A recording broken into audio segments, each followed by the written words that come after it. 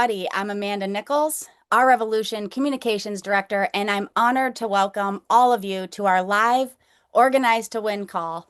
Be sure to drop your name and where you're from in the chat as we get things started. Thank you for joining us in these frightening times. Trump is escalating his war in Iran, pillaging our economy to enrich his billionaire cronies. The only silver lining is his poll numbers are plummeting as we head into the midterms. And tonight, we're honored to be joined by Senator Jeff Merkley and Congressman Ro Khanna, who are at the forefront of the fight against Trump's reckless war. We'll also get into topics like voting rights, the SAVE Act, the Epstein files, and of course, the midterms. Record turnout at No King showed that we can get millions of people out into the streets. But now we need to get them out to the polls. So the 2026 midterms are our chance to take power away from the Trump regime by taking back control of the House and Senate. But first, the first thing we'll need to do is to get the best and boldest candidates through the Democratic primaries this spring and nominate real fighters who will fire up the base and turn out in November. So tonight you're going to meet 5 amazing candidates for Congress who are ready to do just that. We'll have Blegayy in Maryland's 5th District, Audrey Denney in California's 1st, Rabb in Pennsylvania's 3rd, Bob Brooks in Pennsylvania's 5th, and Brian Poindexter in Ohio's 7th.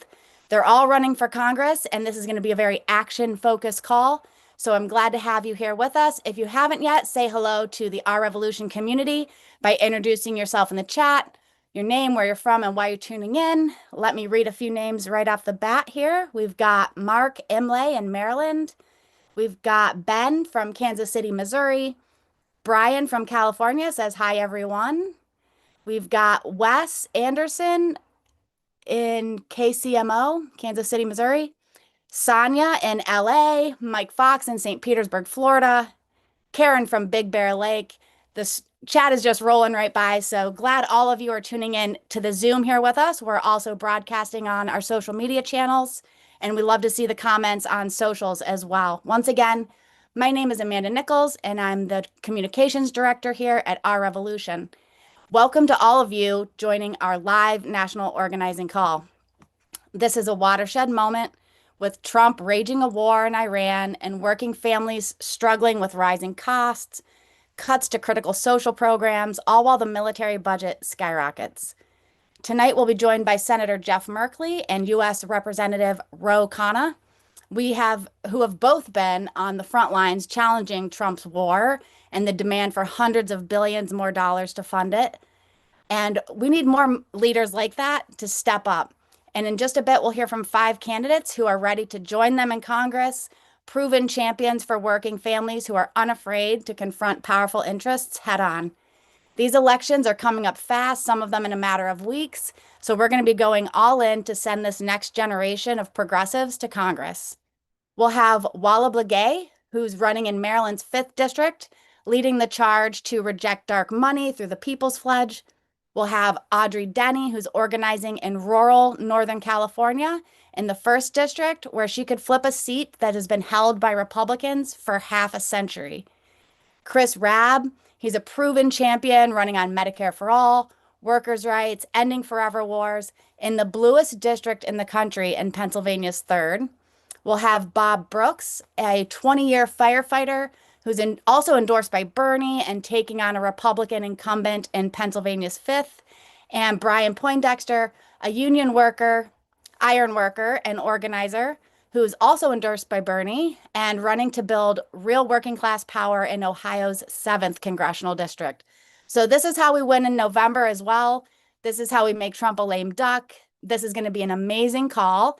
And I want to give a few more shout outs as we tick down to kickoff time here. We've got Jean joining from Ohio who says, stop the war. Kevin, Kevin, you rolled by. Kevin Valentine says, greetings from the Bronx. Greetings, Kevin. We've got Rita who says hello from DC. We've got Patty from Syracuse. Dwayne says, agreed, stop the war. And Colleen from Delco, John Boyer in Vermont, Ann in Hampton, New York. Folks from all over the country are tuning in to this exciting call tonight, and we're glad to have all of you with us. Before we jump in, I want to drop a link really quick to plug into Our Revolution's phone bank team.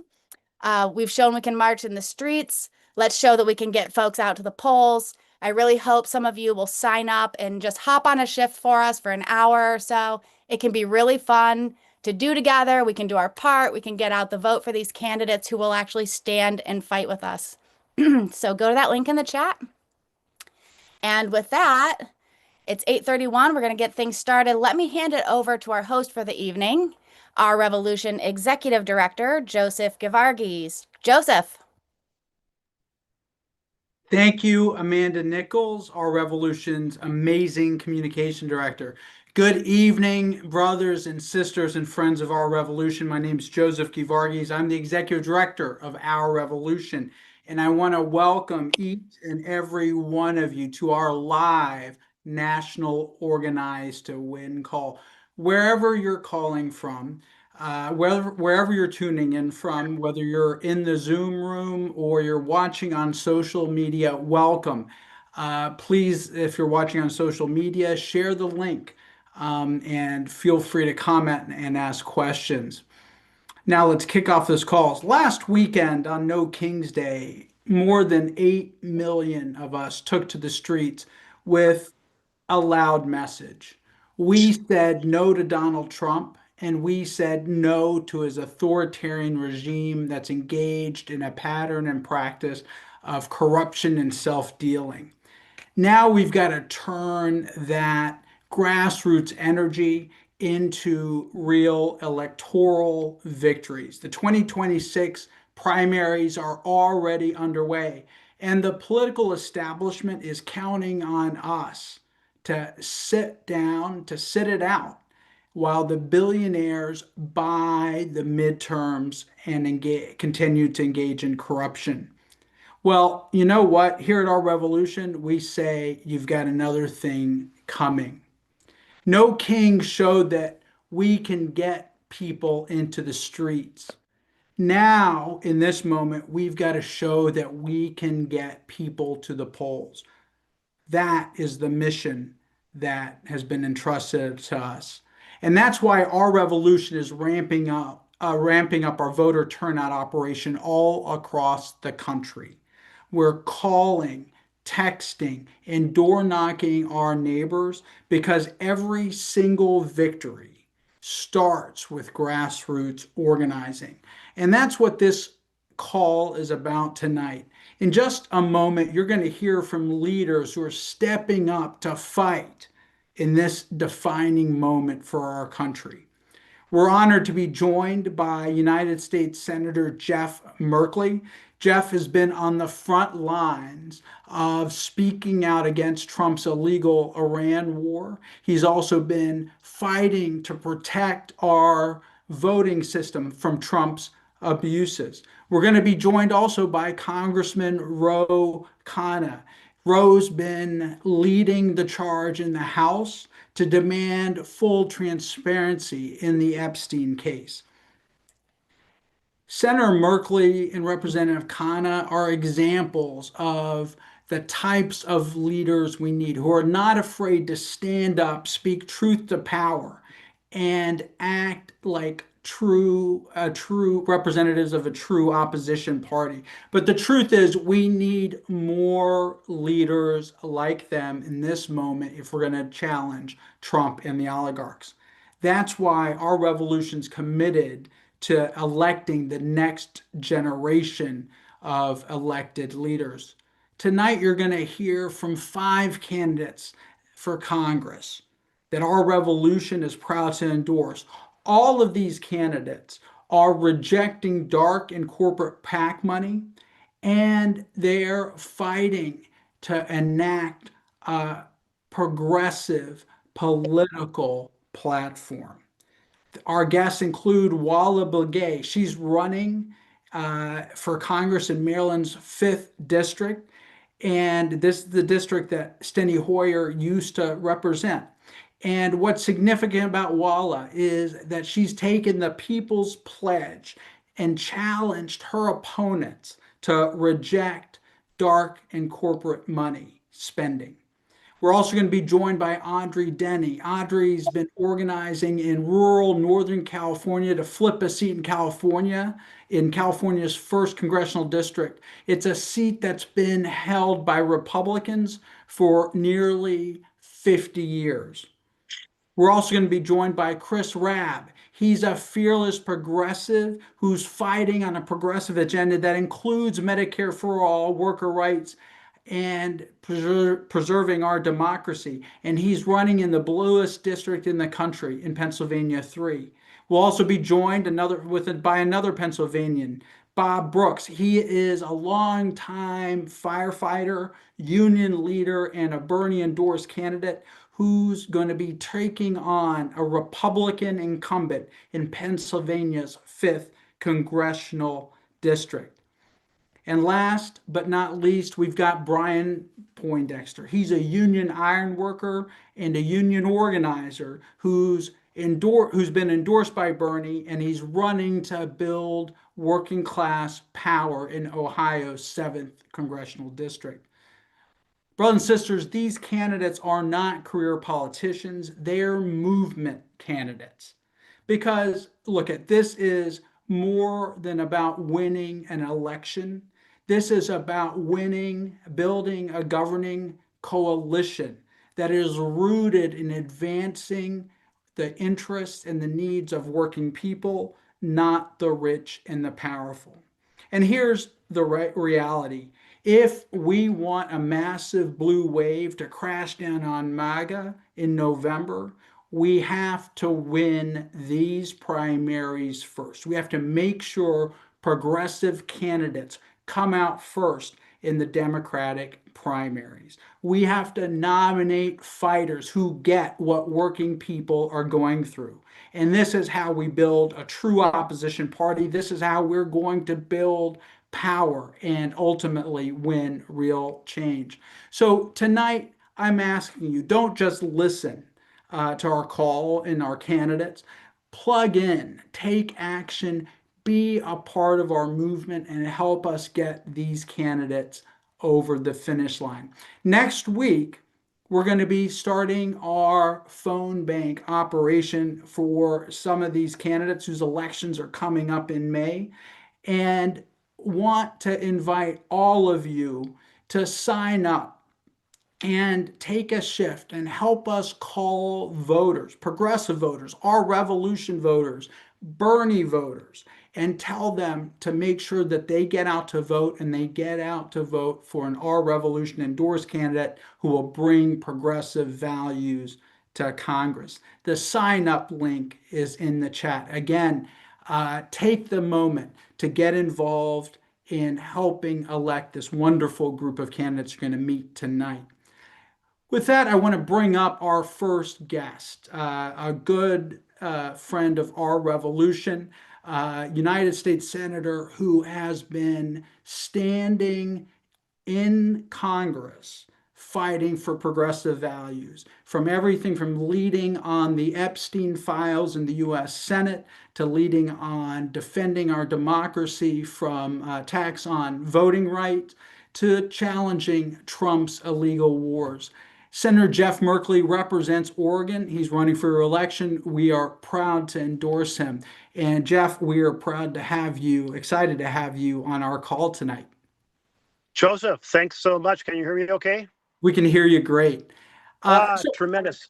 Well, to be able to have so many folks on this call, listen to so many aggressive, progressive movement candidates is just terrific, because we are facing the greatest threat to our Constitution really since the Civil War.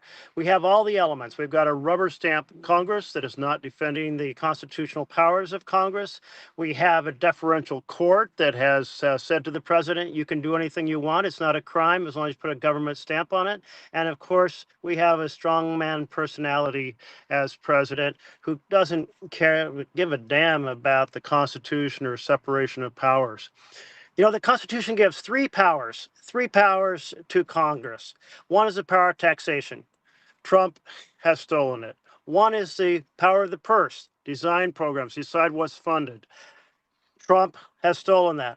Third, the power of war. And of course, Trump did not come to Congress to get an authorization for this horrific war in Iran. So poorly planned, no exit plan. It's made Russia richer. It's made the reformers weaker. It's made the hard right stronger. And it has shut down energy markets across the world. And of course, it's resulted in the death and injury of a tremendous number of civilians and our own soldiers. And all of that is costing a hell of a lot of money. It's an example of what happens with an authoritarian government that we have to stop. You know, there are 10 ways that democracies have been dying from the inside with destruction of the checks and balances. And it begins with things, for example, like a president firing all the referees, like the IGs or the JAG, and putting loyalists in charge of everything. It includes things like ignoring due process. It includes things like suppressing free speech. But the most dangerous elements, one of the most dangerous elements is the weaponizing the Department of Justice with an enemies list and telling the government to go after them. Second, putting troops in the street.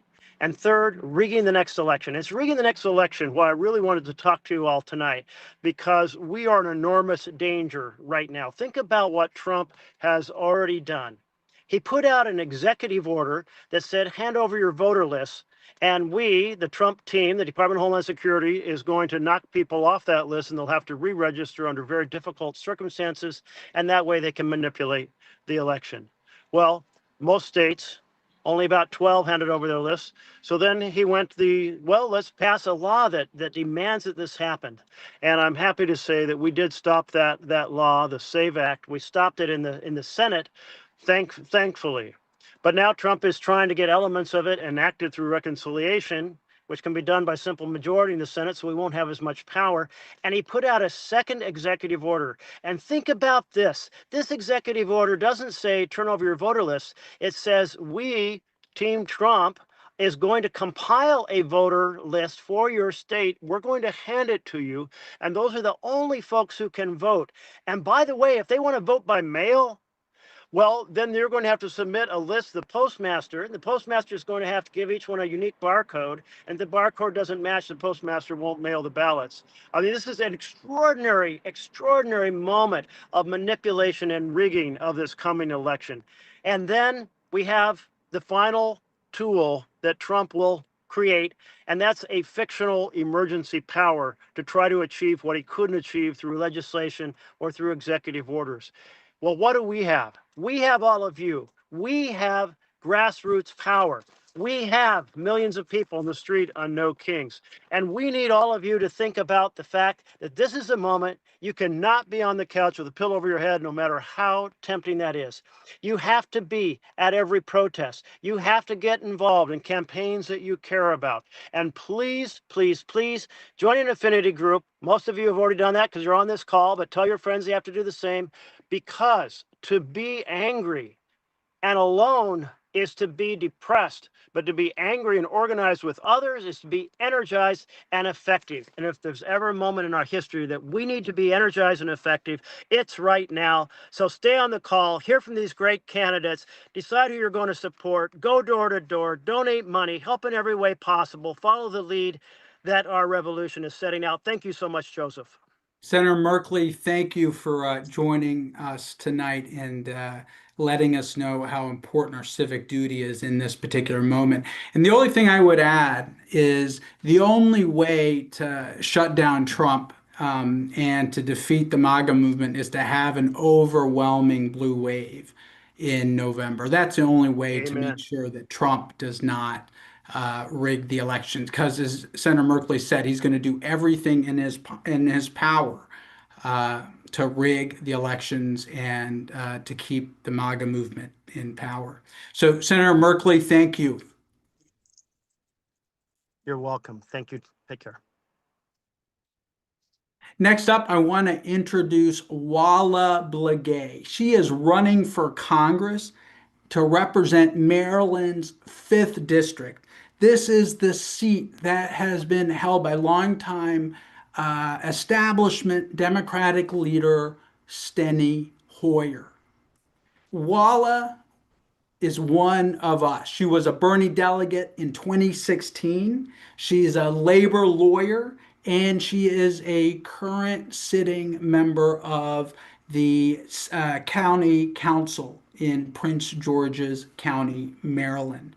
One of the things that sets Walla apart from the other candidates in the race, the other Democrats that are in the race, is that Walla took the People's Pledge and challenged her opponents to reject dark and corporate money, whether it's from APAC, AI, and crypto.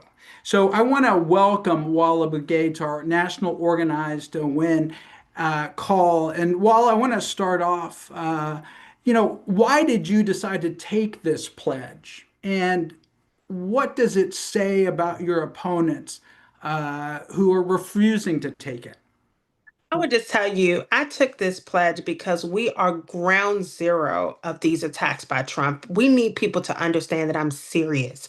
We have record layoffs of federal workers. Nearly 20,000 federal workers in the state of Maryland have been laid off. They have cut off federal contract and they have a money for a war.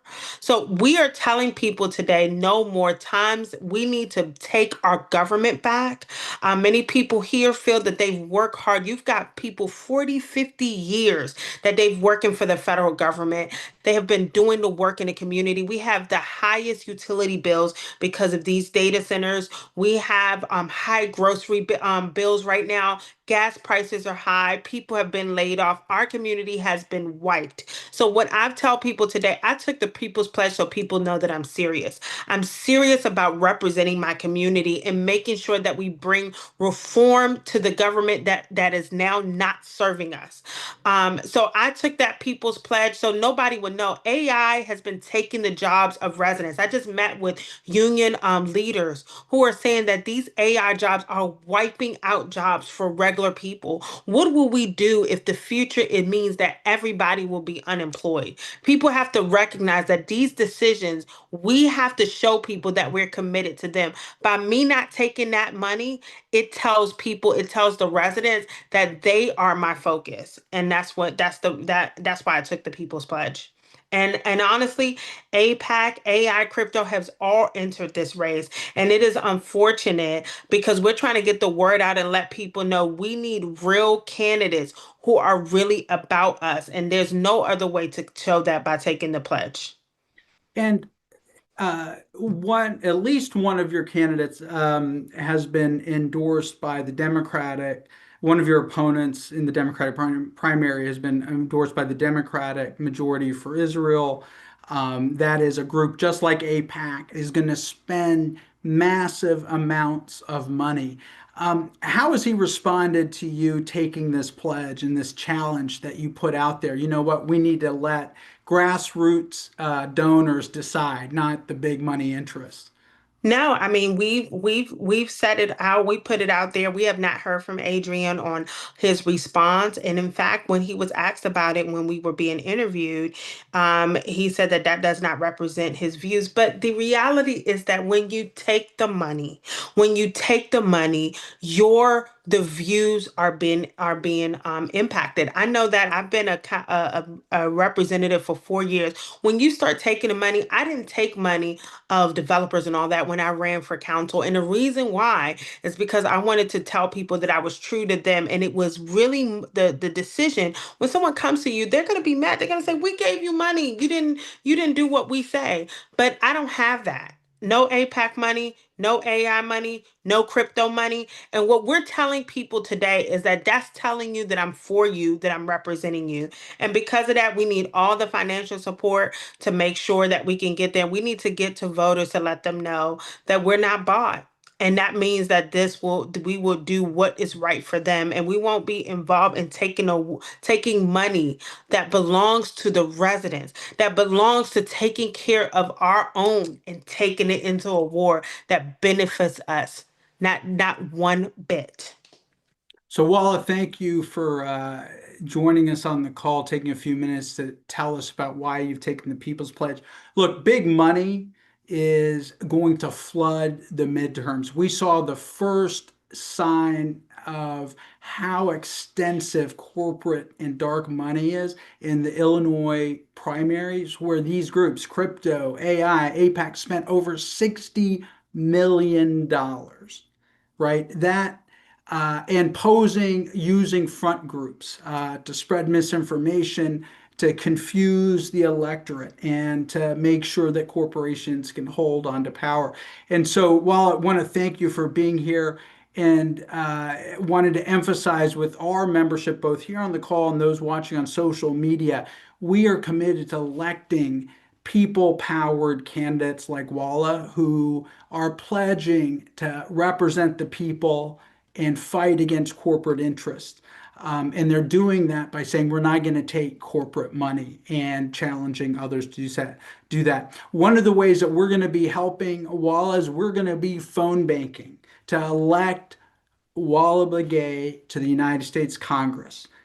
We need to win Steny Hoyer's seat and make sure that we have a true progressive in that seat, not just any old blue will do in this case. So if you are a Marylander or if you're anywhere around the country and you want to help make phone calls into Walla's district, sign up for our primary turnout phone bank. The link is in the chat. Good to see you, Walla. Thank you so much. And I look forward. I can't wait till we get a majority so we have true takeover of this country and make sure that the residents know that we have their back. And it's unfortunate that we have a government that has oftentimes away from the people, going away from the people. So I am so happy to be with a group of folks that are ready to take our government back. And we're ready. We're bold and we're not taking the money. So we own it. We don't owe them anything. So Not thank you all owned, so much. unbought, and unbossed. Walla But yes, Blegayy. exactly. All right, sister. Thank you. Thank you. Next up, I want to bring up Audrey Denney. Audrey's running in California's 1st congressional district. This is an open seat that has been in Republican hands for over 50 years. It's a rural district. It's been hit by wildfires. It's been hit by the closure of emergency rooms. Audrey, our revolution is proud to endorse you in this race. And I wanted to ask you, tell us how you're campaigning in a district that Donald Trump and Republicans have won. So, Joseph, the really exciting thing, particularly about this race, is there's not just one, but there's 2 of them. So I'm running in a special election that is a Republican-leaning district to replace Doug Amalfa, but I'm also running in a newly drawn post-Proposition 50 district that's actually a safe Democratic seat. So on June 2nd, I'm going to have 2 primaries in 2 slightly different districts that all together include a landmass that is the size of Indiana. So we are working hard over here in rural Northern California. Before I dive into rural hospitals and climate change, little background, I grew up on a family farm, bartended my way through college, and my career has been built in higher education, international human rights, and in food banking. And I've always been working to make systems work better for real people. I've run before, but I'm running in this exact moment because corporate captured Democrats and fascist Republicans in Washington have failed us. And they've delivered us economic and political systems that serve billionaires and the richest among us and corporations. And we need a new generation of leaders who will fight for working people who can't be bought. So you mentioned how hospitals are closing in rural America. And we saw this literally in the county next door to ours. In Glenn County last October, we lost the only hospital that served the county. Overnight, we lost 150 jobs, and folks who live in that county rely on not 1, but 2 ambulances to get them to healthcare. Now in far away other counties. And so what we're seeing is people literally dying in emergency situations trying to get to care.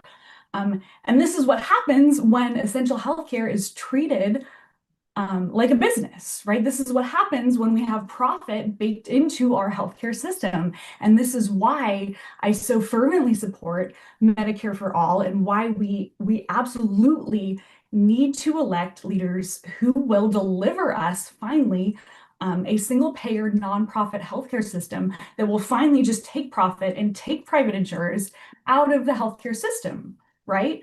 And the only way we're going to do that is if we elect actual true progressive leaders and not establishment corporate captured politicians. So that was the first thing you asked about. The second thing that I have on my list of things I want to talk about is climate change. Because in the part of the world where I live, like, climate change is not theoretical. We are living through, and have been living through for the last decade, increasingly severe wildfires. Wildfires are hotter, they're bigger, they're harder to control. And that is due to not only our forests that are not in a state of health, but also due to climate change. And we so often in our progressive circles, we talk about climate change and we talk about how it is an emissions reduction. And this is where my science teacher is going to come out. So everybody just buckle up. I have 4 minutes and I'm going to science teacher the heck out of you. But we talk about climate change being an emissions reduction problem.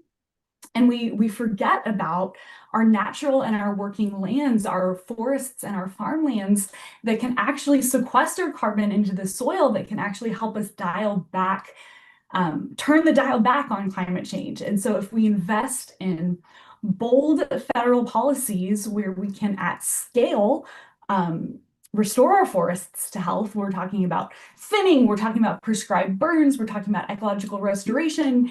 And if we can create enabling policy environments that allow farmers to transition to regenerative agriculture practices, we can actually turn back the dial on climate change with our natural and working lands. And the part of the world that I'm going to represent is 42% federal lands. That huge landscape I talked to you about that was the size of Indiana, it's 42% federal lands. And so we need people who understand that connection.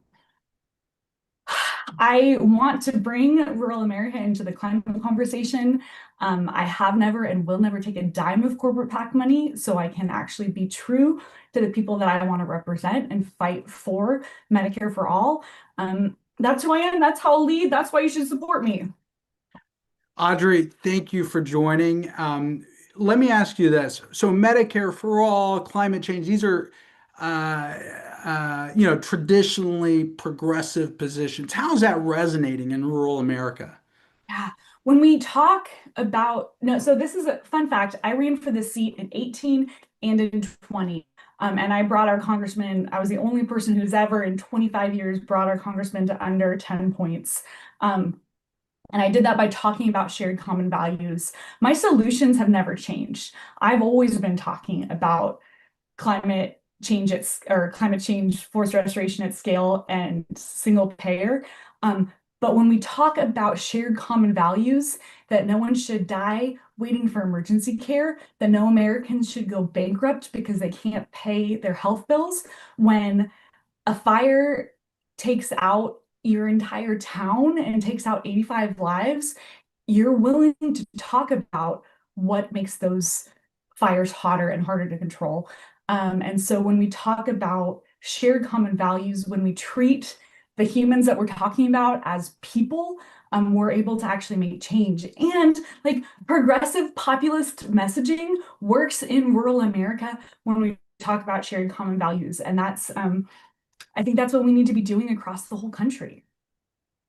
Audrey, thank you for being on the call tonight. I want to encourage anyone who's in California to sign up, especially anyone who's in California, to sign up for our phone banks. We're going to be phone banking and texting voters in CD1 in California's Congressional District 1 to make sure that we send progressive to Congress and we actually take a seat from a Republican. And that's why this race is so important.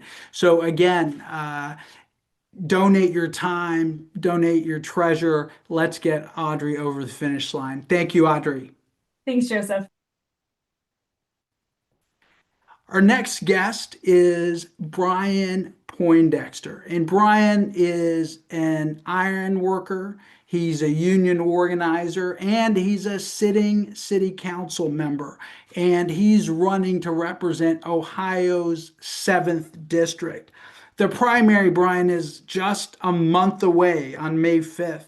Our revolution is proud to endorse you.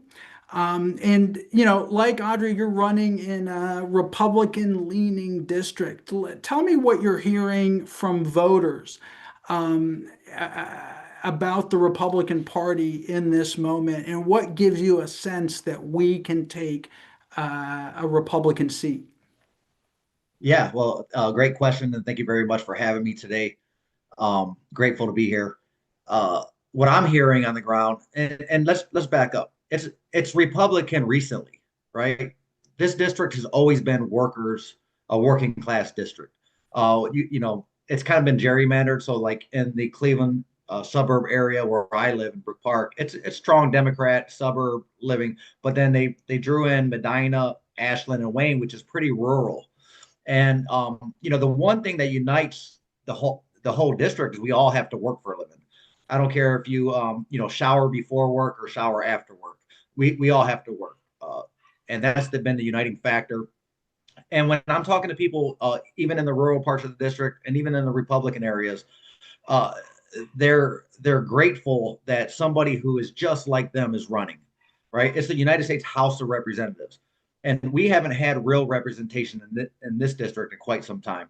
They are grateful. They say it's like a breath of fresh air. Even Republican voters over the past few cycles, when we're already canvassing, we've been canvassing for the last month now. And even Republican voters said, you know what, I'm going to vote for you if you get through this primary.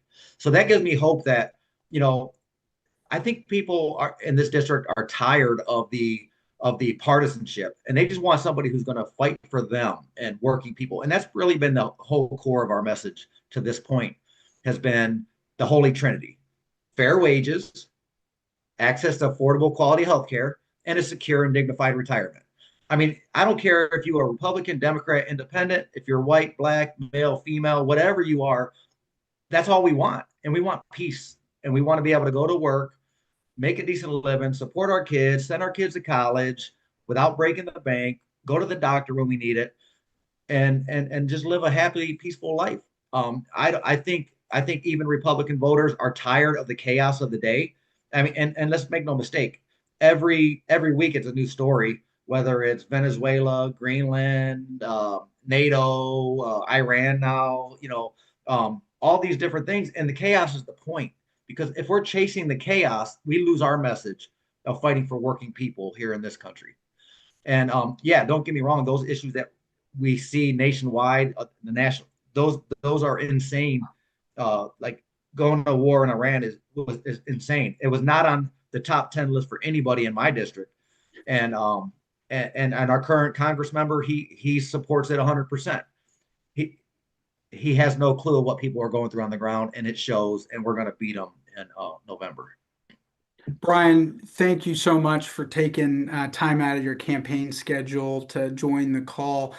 We want to do everything we can to help working class folks, union leaders, activists get elected, because that's what's missing on Capitol Hill, right? I mean, it's a bunch of millionaires and even billionaires who are writing our laws and telling in us. my launch video, it's like, it says, I'm tired of the Republicans in the pockets that are rich and the corporations, and I'm tired of the sellout Democrats too. That's the right. ones who don't fight for us. And it either the representatives in Washington don't know, or they don't care what we're going through. Either way, they got to go. That's why I'm in this fight. Wonderful to have you on the call. And again, to our audience, get involved in this race. You can join our phone banks. We're going to be reaching out to voters to make sure that we help elect working class champions like Brian Poindexter to Congress this round. Thank you again, Brian. Our next guest is Bob Brooks. Bob is running to represent us in Pennsylvania's 7th Congressional District. Bob was endorsed by Bernie. He is a firefighter with 2 decades of experience. He is also the firefighters union president in the state of Pennsylvania. Bob, welcome to our call. I wanted to ask you the last election cycles, 2016, 2024, a lot of union members, working class folks went to Donald Trump. Do you think the tide is going to turn in this upcoming election cycle? Yeah, Joseph, the tide is turning. I'm not sure the tide is turning for the reasons we think they should be turning. The tides are turning because my guys, the guys in the firehouse, they are angry about the Epstein files, right? That's one of the things that they were promised when they started drifting. They want to see, all these Democrat pedophiles. Well, they're learning the hard way. You know, You'd think it'd be about the paycheck. You'd think it'd be about, but our members have notoriously voted for guns over paycheck for years, years. And then now I think reality is finally setting in. I've seen it happen. I've listened to the conversation at the kitchen table. They're angry people. There's a lot of things that they were promised that did not get fulfilled. So it's one thing when the party, like they feel the Democrats became the party of elites and kind of left us, right? And they started walking away. And then they believe this guy that said, I'm not a politician. And I'm going to come in and I'm going to do this, this, this, and this. So it's one thing when you feel left behind. It's another thing when you feel lied to. And I can feel them members are coming back. And if they keep running people like me, they're all coming back. And Bob, tell us a little bit. Let me understand. This is one of the first times I've heard the Epstein files come up as a top issue for McCann. Tell us what about this whole mess, discussing mess of a case is resonating with Republican voters. They even see the chaos that the Republicans and Donald Trump, Ryan McKenzie's who I'm running to unseat, are using to try and take away the actions that they've covered up. Like they can see the clear cover up, and that's what's I think is making them more angry than anything. Obviously, the gas pumps in Iran is really hitting them pretty hard right now. But when it comes to these Epstein files, they are looking at it. They're thinking they were lied to. They've been duped. They're watching the chaos every day of something new, and now it's coming at lives. Right when we sent in Iran war, there's another level of cover up here, and it's costing us lives. So we got lucky. We got lucky to get those two guys out of there yesterday. That pilot home. Sure. I'm telling you, the people, the union members that I know drifted to the right. It's not even union members. The people in itself, and they're the non-college educated males that have left this party in droves, are finally starting to see reality, and they're starting to look at the people and the kind of people that the Democratic Party are looking to run, and that's the working class, and that's progressive, and here we are, and we're starting to see it, and the fruits of our labor are going to come true in this election.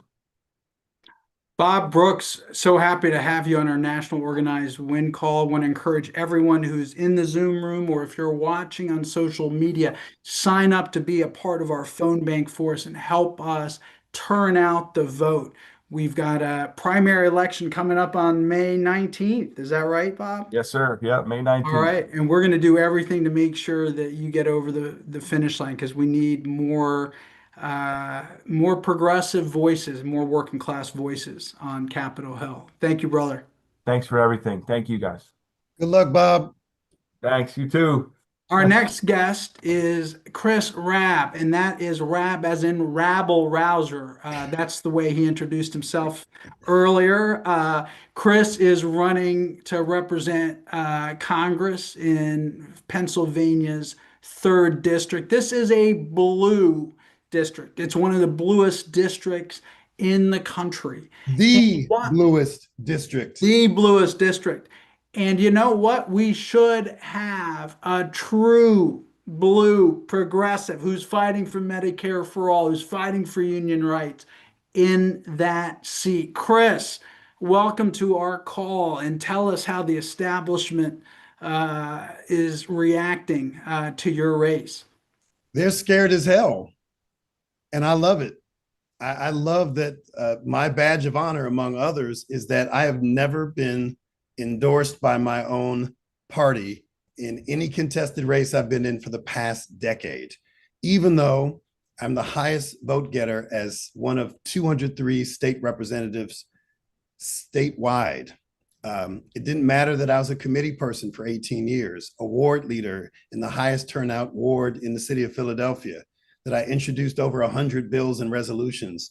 My establishment oriented colleagues have sought to thwart our progress, but the people spoke over and over again. And now more than ever, they want someone to shake it up, and not just in a performative manner, quite the opposite. They want substance. And that substance is only going to be powered by a political will that honors the people on the ground, the base who has too long been ignored, whether it's Black folk, whether it's young folk, whether it's folks on the left who have not been seen and truly represented by our own party.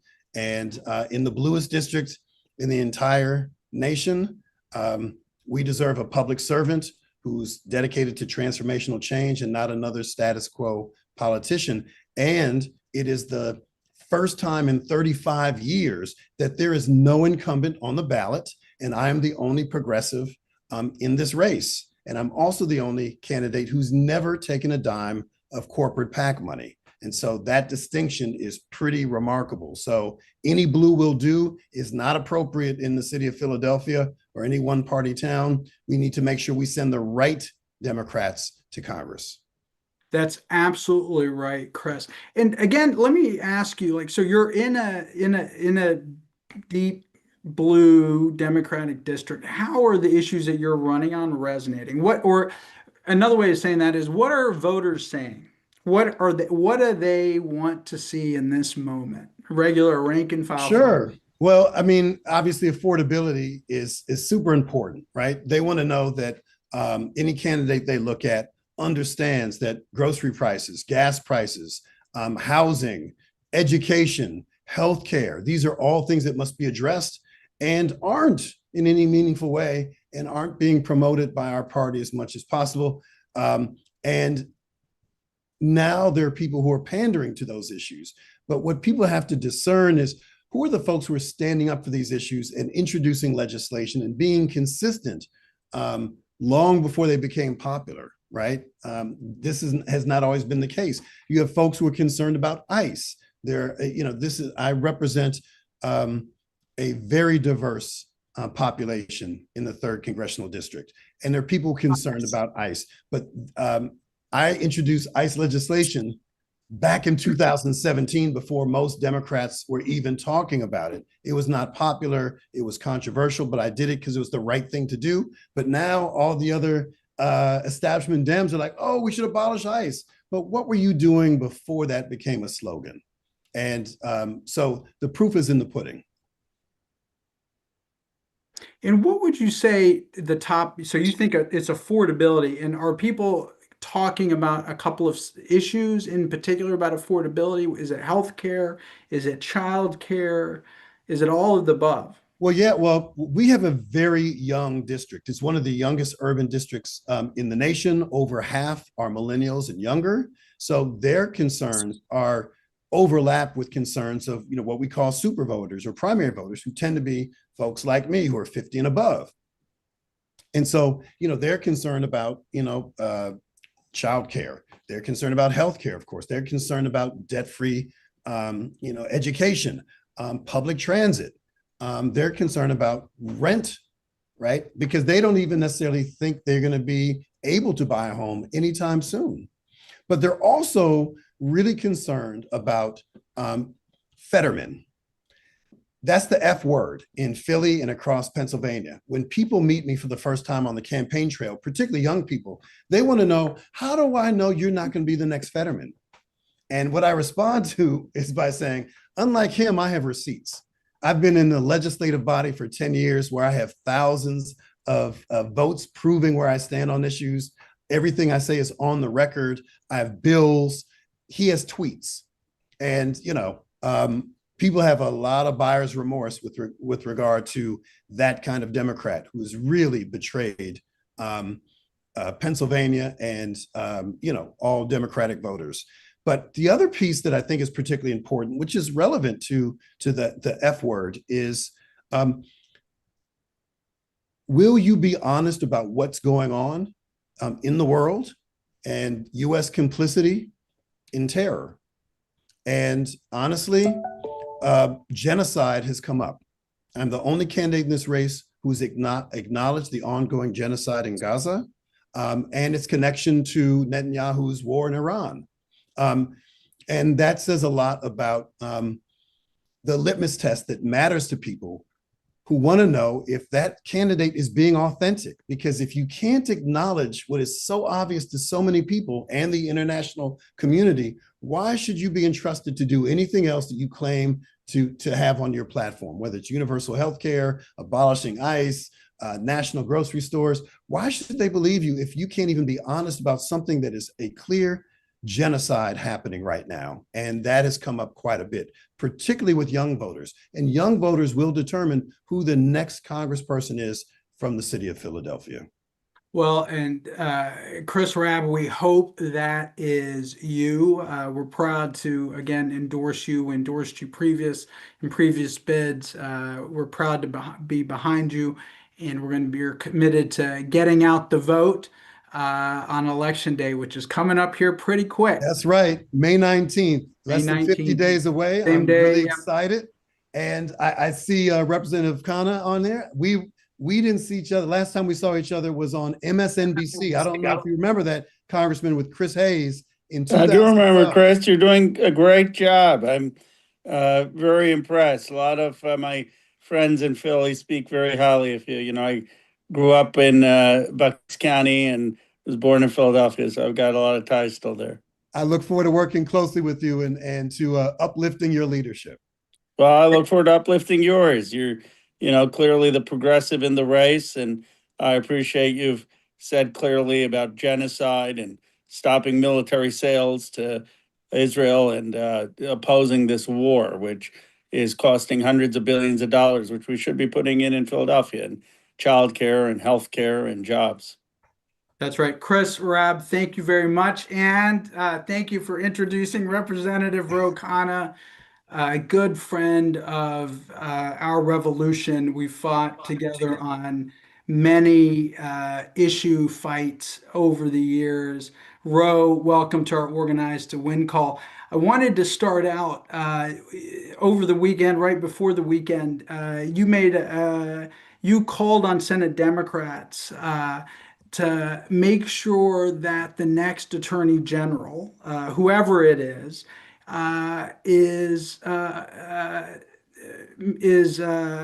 fully accountable on living up to the Epstein Transparency Act, which you helped lead and pass in the House.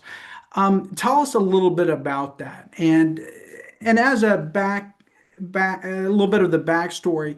Why do you think the Epstein case is so important? We actually heard from one of the candidates on the call that a lot of Republicans are thinking about voting Democrat because of what they're hearing from the Epstein files. Well, first of all, Joseph, thank you for your extraordinary leadership. Thank you for being ahead of the curve on almost every issue in our country and to our revolution, for the incredible difference you're making. It's always an honor. I love doing these calls. It's always an honor to be asked back. The Epstein issue resonated, of course, first and foremost, because of survivors. I mean, I've met these women. They were raped, they were abused, they faced trauma as young girls. They were treated as dispensable. They came from working class backgrounds often. Many of them didn't have a father. Many of them were daughters of immigrants. These men preyed on the most vulnerable girls and abused and exploited them. And when you have spent as much time as I have with them, when you spend as much time reading through the sick Epstein files, you realize how infuriating it was. Men going to this Epstein Island, going to the ranch, doing horrendous things with young girls, and a lot of the powerful turning a blind eye at best to what was going on, and in some cases participating in the abuse, trafficking, and rape. The reason this has resonated so deeply is it's a look at the callousness, the immaturity, the recklessness, the impunity of the elite class. The fact that so many of the most powerful in finance, in tech, in Hollywood, as politicians, are part of this network who think they're above the law and can write the laws to benefit themselves, who think that they don't have to play by the same rules. It's infuriating, and they treat the rest of us as second class citizens, as dispensable. And it is a symbol for a system that has been rigged, that people feel wealth and power has corrupted, that people with wealth and power aren't playing by the same rules. They're rigging the economy, they're rigging the political system to benefit them, and the rest of the country is left shut out. And so it's a cry for one system of justice. If you can rape young girls, abuse young girls, and get away with it, then what can't you get away with? And you know what? This elite has been sending us to wars that benefit them, but not the rest of us. They've been creating great recessions and foreclosing on homes without consequence. They've been accumulating huge wealth while shafting the working class. And now this. So that's why I think I've taken to calling it an Epstein class, and why it's had such emotional resonance. What I said simply about the new attorney general is, Joseph, and you're very good about this, is identifying where we can have a clear fight, a clear stand. The entire Democratic Party, especially in the Senate, should say we will not provide one vote to this new attorney general unless the attorney general commits to releasing all the Epstein files with no redactions other than to protect survivors, and starts to prosecute, investigate these men, these powerful men, people who have such allegations against them, Les Wexner and Leon Black. I mean, huge allegations, and nothing not being investigated. It's time to get that commitment. And by the way, you can't lie to the Senate committee, because a lot of times you can lie, you get confirmed, and you move on. But this time, if the attorney general does that, they're going to face the same fate as Pam Bondi, because as you pointed out, the Trump voters aren't going to let him get away with it. So all of our revolution, can really mobilize with the senators on this to say, make this the fight. Make this the fight with the new AG, because this is a way we can stand up against two tiers of justice, against the unholy alliance of wealth and power. Well, and Ro, I just want to point out, it might be obvious to everyone, but I think Pam Bondi's resignation had something to do with you leading on the Epstein matter. And so thank you. And I think the next part of this is we need to make sure that we have an attorney general that is committed to the rule of law and does not abuse power. And I think that's what Donald Trump wants, is an AG that will be his own personal lawyer in this matter and in other matters as well. Ro, wanted to ask you also about the war in Iran. You've been, as long as I've known you, you've been a powerful voice for peace. Tell us about what you think the leverage is that Democrats, progressives have in this moment to speak out and stop the Iran war. Well, I appreciate that, and I'll answer that point, Joseph. But I do want to appreciate your calling out Pam Bondi's firing, because Massey and I basically forced Donald Trump to fire his own attorney general. And the only reason I say that is not to ask for flowers or credit. It's to say that Democrats need to stop wailing around saying, oh, woe is me, we don't have the majority, we can't do anything, well, we're not in power.